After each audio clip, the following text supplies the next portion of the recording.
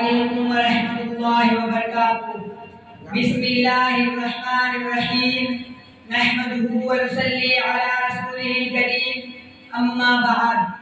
कितनी मुहब्बतों से पहला सबक पढ़ाया, मैं कुछ न जानता था, सब कुछ मुझे सिखाया। पहुंचा दिया फलक तक उस्ताद ने यहाँ से, पहुंचा दिया फलक तक उस्ताद ने यहाँ से। वाकिफ न था जरा भी इतने बड़े जहां से। आज जब मैंने उस्ताद की अजमत पर लिखने के लिए कलम थामा, तो इस बात का एहसास हुआ कि ऐसी हस्ती जिसकी वजह से आप कलम पकड़ने और लिखने के काबिल हुए, जिसकी वजह से जहालत के अंधेरों से निकलकर रोशनी के मीनार को छूने के काबिल हुए, जिस उस्ताद ने आपको जमीन से उठाकर आसमान पर बिठाया, आपको माशरे में चलने, रहने, सहने, बोलने, खाने पीने, बर्तने के हर चीज के आदाब सिखाए हो, आपको माशरे में एक बाइज्जत मकाम दिलवाया हो, वो उस्ताद जो आपकी तालीम और तरबियत का दामन होते हैं, जो आपको उलूम और फनून से आरास्ता व बेरास्ता करते हैं, आपको मुल्क और कौम की जिम्मेदारियों से आहत भरा होना सिखाते हैं, आपको एक अच्छा इंसान और बाइज्जत शहरी बनाते हैं। भला इस काबिल तालीम शख्सियत के बारे में लिखना आसान कैसे हो सकता है। बरसते हैं ये सावन की तरह जमीनों पर, बरसते हैं ये सावन की तरह जमीनों पर, इन्हीं की गोद से सब नामों रजाद होते हैं। उस्ताद बुनियाद की वो ईंट है जो पूरी इमारत का बोझ उठाती है, मगर किसी को नजर नहीं आती। माशरे का नमक है जो थोड़ी मिकदार में होने के बावजूद जायका बदलने की सलाहियत रखता है। उस्ताद वो शम्मा है जो खुद जलकर दूसरों को रोशनी देता है। उस्ताद वो माँ है जो सरासर मोहब्बत और खुलूस का बेकर है। उस्ताद शऊरदार का सफर करने में रहनुमाई करने वाला और इल्म व दानिश का रखवाला है।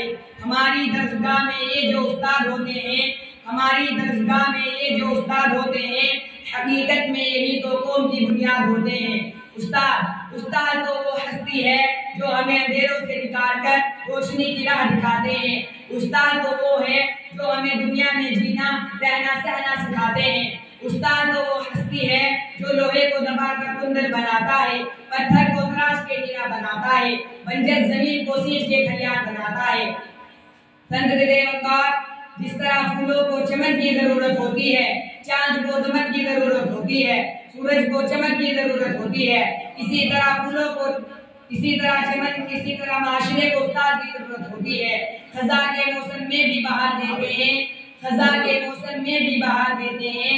उस्ताद हमारी अच्छी तरबियत करके हमें निखार देते हैं। उस्ताद की अजमत का अंदाजा इस बात से भी लगाया जा सकता है कि हमारे नबी सल्लल्लाहु अलैहि वसल्लम महज़ कायनात सरवरे अंबिया ने इरशाद फरमाया, इन्नमा बिइन्नात मुअल्लिमा, बेशक मुझे मुअल्लिम बनाकर भेजा गया है। इमाम गज़ाली उस्ताद के बारे में इरशाद फरमाते हैं कि मेरे हकीकी बाप ने तो मुझे आसमान से जमीन पर ला दिया, मगर उस्ताद जो मेरा रुहानी बाप है, इस जमीन से उठाकर आसमान पर बिठा दिया।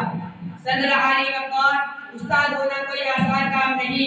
थके बगैर, रुके बगैर, ना उम्मीद हुए बगैर, तनकीद की परवाह किए बगैर, सिले की तमन्ना किए बगैर, हर मौसम में, हर हालत में चेहरे पर मुस्कान, दिल में मोहब्बत, लब पर दुआ और हाथों में इल्म का परचम लेकर मुसलसल चलते रहने का नाम उस्ताद है।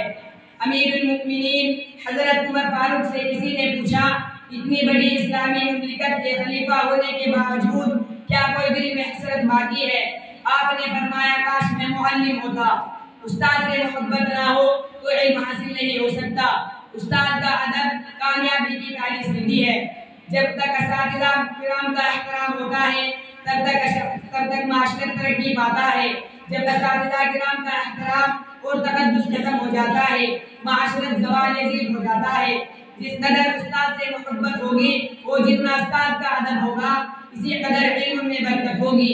इसीलिए आज की तकरीर में मैं आपको पैगाम देता हूँ कि अगर जिंदगी में कामयाब होना चाहते हैं तो उस्ताद की कदर कीजिए। ये मेरे उस्ताद, तू है दिलशाद, तेरी अज़मत, तेरी रफ़अत को सलाम। ये मेरे उस्ताद, तू है दिलशाद, तेरी अज़मत, तेरी रफ़अत को सलाम। इल्म व हिकमत का इल्म बेदार है तू, काफ़िला हक़ का सालार है तू। इस जमाने में जहालत के खिलाफ हर घड़ी बरसरे पुकार है तू। तेरी अज़मत तेरी रफ़अत को सलाम। व आखिरु दावाना अनिल हम्दुलिल्लाहि रब्बिल आलमीन।